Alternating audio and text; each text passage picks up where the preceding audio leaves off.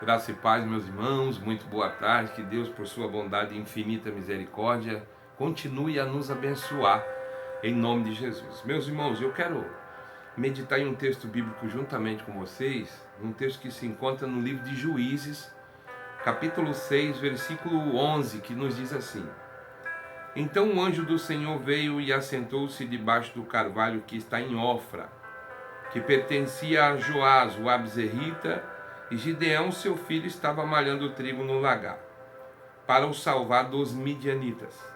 Então o anjo do Senhor lhe apareceu e lhe disse: O Senhor é contigo, varão valoroso. Mas Gideão lhe respondeu: Ah, Senhor meu, se o Senhor é conosco, por que tudo isso nos sobreveio? E o que é feito de todas as suas maravilhas que nossos pais nos contaram, dizendo: Não nos fez o Senhor subir do Egito? Porém agora o Senhor nos desamparou e nos deu na mão dos midianitas. Louvado seja o nome santo do Senhor. Esse texto aqui bíblico vai nos dizendo de um período de tempo que Deus permitiu o seu povo passar por uma escassez muito grande de alimento, permitindo que os midianitas roubassem toda a produção agrícola e eles passassem uma grande dificuldade, ao ponto de passar privação de alimento. Mas era chegado quase um período de tempo de 7 anos, onde Deus ia estabelecer a ordem, e a pessoa, por sua vez, que Deus levantou neste momento foi Gideão. E o Senhor, ele falou com Gideão, ele deu essa fala para Gideão, que Deus era com ele, porque a Bíblia vai dizer que Gideão ele estava malhando trigo dentro do lagar. Porém, quando nós vamos estudar a palavra de Deus, sabemos que o lagar é uma pedra côncava, aonde se pisa uvas, para extrair o suco, e não de malhar trigo. Trigo se malhava na eira, ou seja, no vento, aonde se batia o trigo, jogava para cima na peneira e o vento soprava a palha e ficava só o trigo na peneira e separava o trigo. Porém, pela afronta que era muito grande dos midianitas, Gideão ele tomou essa atitude de estratégia de malhar o trigo dentro do lagar. E neste momento o Senhor falou com ele, O Senhor é contigo, varão valoroso. E daí, desse momento, Gideão externou algo que estava dentro dele. Ele falou: Mas, peraí, se o Senhor é conosco, por que tudo isso nos sobreveio? Eu vi meus familiares, minhas famílias, meus antepassados dizer que o Senhor tirou seu povo do Egito com mão forte e agora nos desamparou. Não. Era só um período de momento que o povo estava passando. Então, quer dizer, Gideão, ele colocou aqui um posicionamento que ele não estava de acordo e satisfeito com aquilo que ele estava passando, até a sua própria família, E aqui Gideão, ele externou a Deus, falou: Então, por que tudo isso nos sobreveio? Mas a fala foi dada a ele como um varão valoroso, um homem de valor. E Gideão, ele, depois dessa fala com Deus, dessa experiência, o Senhor falou para ele: Vai nessa tua força que tu livrarás Israel como se fosse contra um homem só. Mas a Bíblia diz que os midianitas eram tantos homens saqueando a terra, a lavoura, a produção agrícola, os animais, que era como se fosse um enxame de gafanhotos. Mas Deus falou com Gideão que seria Gideão que iria fazer aquela tarefa de libertar o povo. Então Deus, eu vejo aqui nesse texto bíblico que Deus nunca conta com uma maioria, mas com um que se dispõe a fazer segundo a vontade de Deus, não propriamente a sua vontade. Mas aqui eu quero chamar a atenção nesse texto que Gideão, ele não estava em acordo, ele estava em desacordo com aquilo que ele estava passando como servo de Deus. E quantas das vezes acontece isso conosco? Nós, como servo de Deus, se deparamos com tantas situações, momentos da nossa vida, onde nós perguntamos: onde que está Deus nesse momento? Aonde está Deus nesta hora? Parece que Deus ele está alheio, parece que Deus ele não está me vendo. Será que eu estou em pecado? Será que eu estou fazendo alguma coisa que tem desagradado a Deus? Deixa eu te dizer uma coisa: não.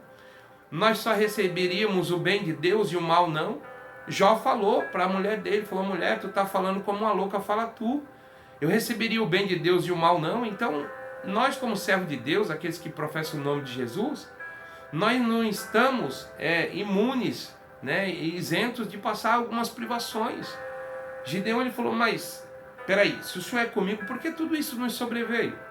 E ainda ele continua relutando. Não, o Senhor falou para ele, não, tu vai livrar Israel como se fosse contra um homem só, mas eram muitos homens, os midianitas. E ele ainda continuou falando, mas como livrarei eu? Eu sou o menor da casa da minha família é a menor em Manassés. A gente vê cabalmente no texto que Deus ele não precisa de estrutura, ele não precisa de status, ele não precisa de formações além, não. Quando Deus estabelece uma ordem, um critério, o nome dele é glorificado, porque quem dá capacidade é Deus, quem dá estratégia militar de guerra é o próprio Deus. Mas eu quero chamar a atenção nesse texto aqui de dizer para mim e para você o seguinte: quantos de nós às vezes não concordamos com alguma coisa que passamos, achando que Deus ele é obrigado a vivermos só de bênçãos, só de benesses, só de alegria? Não, irmãos. Servir o Senhor, você tem que entender que você não está livre de nenhum tipo de situação. Porém, independente da situação que eu e você venha passar, Deus ele vai nos dar capacidade, ele vai nos dar sabedoria, ele vai nos dar força, ele vai levantar pessoas para poder nos auxiliar. Gideão está falando, não, se o Senhor é conosco mesmo, por quê? Tudo isso nos sobreveio, por que tudo isso está nos acontecendo? O que foi feito das promessas que os antepassados falaram, que o Senhor tirou o povo com mão forte do Egito e agora nos desamparou.